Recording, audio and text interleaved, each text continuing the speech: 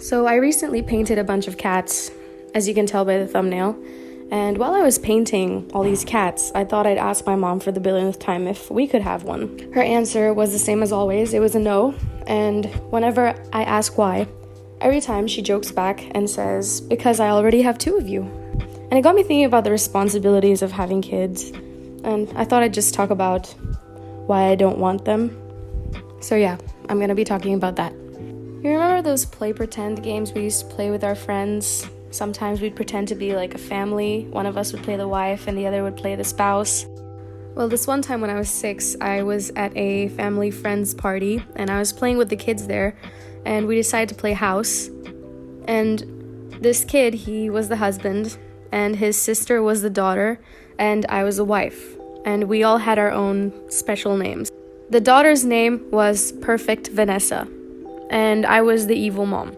As you can tell by her name, Vanessa was perfect. She had straight hair, perfect grades, she was perfect in every sport, she could draw any drawing in the world, and she could read 5 books at the same time and speak 7 languages. Anytime Perfect Vanessa did not do something I liked or didn't act like Perfect Vanessa, I would pretend slap her, because Perfect Vanessa is supposed to be perfect and nothing else. By the way, it was I who decided the rules, so I'm slightly concerned as to how I used to think as a kid. Dude, if you saw 6-year-old me, you would think I would grow up to be like the harshest and most horrible parent, with the expectations I was placing on my imaginary kid. So yeah, aside from that horrifying story and the proof as to why I wouldn't be a great parent, I always wanted to be a parent up until quite recently. I started to realize that my reason for having children wasn't exactly the best reason. There's tons of reasons people want to have kids, but for me it was, I wanted to have kids because I wanted small versions of me running around, just, someone to hang out with, someone to carry on my legacy. Sounds a bit weird. Also, babies are so cute when they're not yours. Emphasis on when they're not yours, and it took me so long to grow up and mature and realize that. And playing pretend and having Vanessa just do whatever you want her to do while you're kids is great. Maybe even hanging out with someone else's baby is great for a couple of hours, but when it's your own kid, I have done the research. You don't sleep, and also I'm a very organized person. I like things extremely clean, and I probably would freak the hell out. But people would be like, but when the baby's here, it's not going to matter because you're going to love them so much. I don't know that. There have been studies of parents who have regretted having their own kids. Isn't that terrifying? Imagine making a life-altering decision, but now there are no backsies. And it's not like you won't love them ever, or that, you don't care about this person, but you regret the responsibility that you took on your shoulders. Terrifying, absolutely terrifying. Also, can we acknowledge the fact that babies and babies that grow up into adults, the whole process takes a huge amount of responsibility, and I, for one, am still struggling to figure out how to take care of myself. And if I'm already struggling to take care of myself, even in the future, when I finally get the hang of it, who knows if I'll even be able to keep up with taking care of my kid. I think parenthood and childhood go hand in hand. You kind of want, in an ideal scenario, for both of them to go relatively happy. So here's the evolution of how I thought about parenthood, right? It went from playing house with siblings or friends and just joking around and laughing and being like, yeah, haha, it exists, to, oh, I'm gonna have kids because everybody has kids, to, I'm gonna have kids, but they're gonna be the least traumatized kids who are so happy they can study hard enough to go to Harvard, and they're millionaires and billionaires, and they have their own yachts, and they have their own yachts for their children, and their dogs have yachts. Basically, it never stopped being a fairy tale. And it's kind of concerning how the last one sounds a lot like the whole Vanessa story, because in every version in my head of my kid, that child is thriving. And I'm starting to sound like a very toxic brown parent who wants my kid to get straight A's. So clearly I have control issues. Now, one could reassure me saying that I could go to therapy and get myself sorted and work on myself and become a lot less insecure if I really want kids that bad. Sure, but I think by the time I'm done with therapy, well, I don't think people are done with therapy, but you know what I mean. By the time I get to that invisible line of, oh yes, you are secure enough, you love yourself enough to raise your kids so that they don't hate themselves, I probably will be so freaking old. I don't think I'll have the energy in me to run around toddlers, or even give birth to them for that matter. But there's adoption, but still. Okay, on to the next point. I am unbelievably horrible with kids, and you can hear it from my friends. I have been telling them for years how much I love kids and how great I am with them.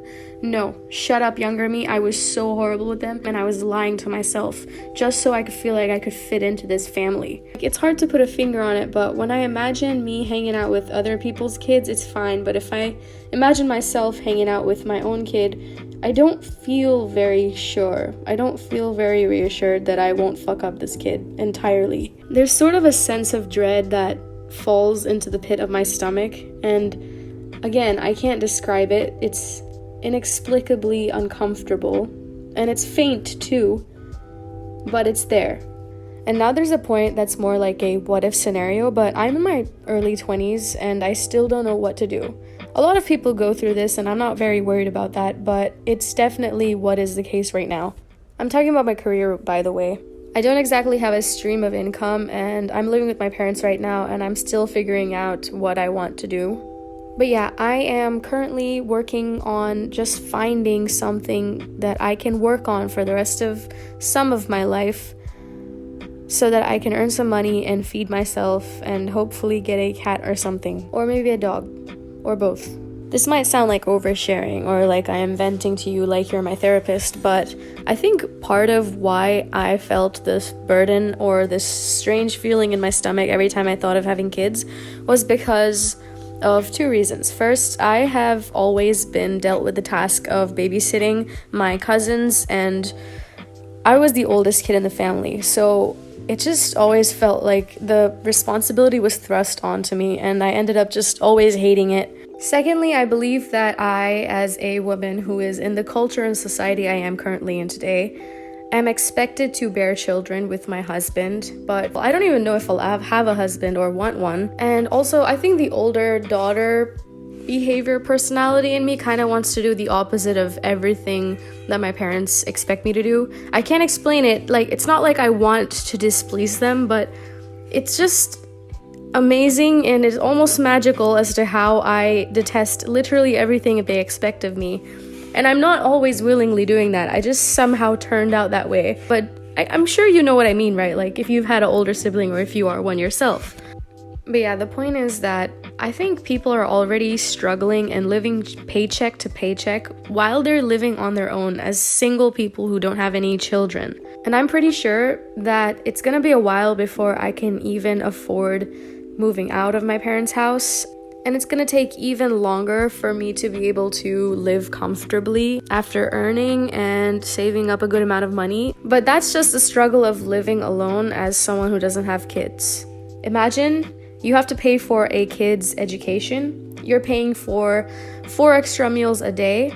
You're paying for possibly a car so that you can drive them to and from school or wherever. You're paying for clothing. You're gonna pay for toys, birthday parties so that they have a good childhood to remember. You might even need a bigger house so that you can give them their own rooms when they're older enough. Of course, there should be no other joy than to spend money and time on your child so that they can grow up well. But what if you don't have money? Or what if you can't afford to give them what they need in order to grow and flourish? So yeah, to sum that up, kids cost a lot of money, and it's also about where you would rather put your money when you're older and financially stable. And there's different ways to grow up and live your life as an adult. Some may see growing up, getting married, having kids as a way of life that they can enjoy, something that they can live and be content with. And that's perfectly great. Some people prefer to travel the world and experience different countries and cultures. Some people prefer to go out and make a difference with their careers. Either way, it's beautiful how you can just grow up and choose what you want to be. Another thing about having kids is much more of an emotional investment than I realized. Like, it's more than going to therapy and resolving your insecurities and issues. Kids will have insecurities and issues, and there will be so many times where you will feel unappreciated, and I don't know if I want to go through that. This isn't as big of one. There's an inevitability to this. Conflict will happen wherever people exist, I know. But yeah, this point sort of leads me to understand that I'd rather either be alone or be around a friend or a spouse, and that's it. I don't want to grow the family further. And realizing that that's okay and that doesn't make me this evil person who wants to live alone and live on her cold throne of isolation like Elsa. And Elsa wasn't that bad. She was actually pretty great. Actually, I don't know about great person, but she made it seem really fun. The whole building a castle and living alone part, that is. I hope I didn't spoil Frozen for you, but it's 2023. Frozen came out like 10 years ago. But yeah, removing the necessity or pressure to have more than 2 people in the house that I can take care of and devote my entire time and money into just helped me feel a lot better about the future. And the next thing I'm going to talk about is birth and pregnancy and bodies. There's many ways to go about this: surrogates, adoption, and of course natural birth. But this is one aspect of it. I did dread the birth part, so for the past 7 years I convinced myself, oh, I don't have to give birth, I can just adopt. I mean, don't get me wrong, adoption is great if you can take care of the kid really well. You're saving a kid from a lifetime of trauma if you parent consciously and intentionally, that is. I used to tell myself that I was saving the earth from overpopulation by not having kids by myself and just taking what's already there in the world and helping them grow in a healthy environment. And yeah, to an extent, I still think that's a great idea. And if I ever want kids, I might end up adopting. But as of now, as someone who really doesn't want kids at the moment, all I can think of is how the scariness of the pain of childbirth, how the body changes, things like that. It's also terrifying to me how in some pregnancies, people are nauseated 9 months straight. A really annoying thing that people do around me, that especially them aunties, is they think that they have a right to order a girl to give birth to a kid, when or when not to do it, whenever they please. Like, get married right now. Right now's the time. This is the window. Have kids right now. You've had your fun with your husband. Have kids right now. You don't want kids? Too bad. You have to have them. I want my grandkids. It's so annoying, and it kind of ruins the whole fun of, hey, I'm an adult now and I can give birth whenever, or if I even want to, or if I want to adopt a kid, I don't have to worry about you shaming me because that kid is not quote unquote your blood. Another annoying thing them aunties do is they get insanely offended on behalf of this unconceived, forget unborn, child by deciding not to have them. And I'm pretty sure that this person who does not exist yet, even on a conceptual level, will probably be okay with that. And it's ironic how they say children are God, but then they proceed to give them extremely poor parenting and disrespect them. Anyway, back to the point. There's this Bollywood movie that reminds me exactly of this, but there's a gay woman. Nobody knows she's gay except for her husband, who is also gay, and she's lying next to her sister-in-law in the living room to share space since it's festival time. And they're both debating about whether the woman should have children or not. The sister-in-law is trying to convince this woman that, hey, you should have kids. It'll elevate your marriage to the next level. Children are a delight. And literally the next second, this sister-in-law's kid runs up to her and says, hey, can I watch TV? And the sister-in-law barks at her own kid. She yells at him. She looks frustrated. This woman looks angry, top tier. And then the kid runs away, and it's almost as if like she's a whole different person. She turns and looks at the woman and just goes, aren't they great? And it's hilarious. That scene was actually so damn funny. And it depicts the irony how everybody, the entire family, will fall onto the young, newlywed couple to have children in my culture. But then as soon as they have them, they'll expect these people to join in on the children, am I right, conversation. Everybody's unhappy and everybody's miserable, and they constantly try to convince people who haven't experienced it to become just as miserable as they are. Last but not least, another reason why I would make a sucky parent and why I'm not gonna continue to make that horrible decision is I wanted to prove my parents wrong. And wouldn't we all like to prove our parents wrong? But it was in the sense that I could be a better parent than they could ever be. Sounds a bit harsh, I'm aware, but every time my mom tells me, hey, we did this for your own good, or you'll understand when you're a parent yourself, I kind of want to become a parent to see if I will actually understand or not. I need a fact check. I need to know if this is for real. But obviously you can't have a baby just to prove your hypothesis, so yeah, I guess we'll never know. Or maybe we will someday, I don't know.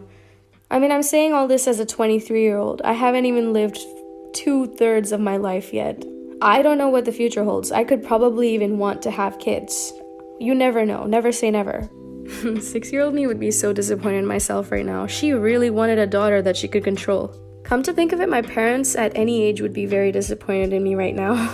But yeah, there's gonna be a lot of people displeased by my decisions, particularly this one. But fuck it, it's my body. I can do whatever I want with it. So yeah, this rant has been going on for way too long and has been way too personal. I hope you enjoyed that, and I hope you enjoyed watching me paint all these cats. By the way, these are some of the cats that my friends own, and these cats are just so damn amazing. I love them so much. And I made them for one of my friends because her birthday's coming up, and I hope she likes it.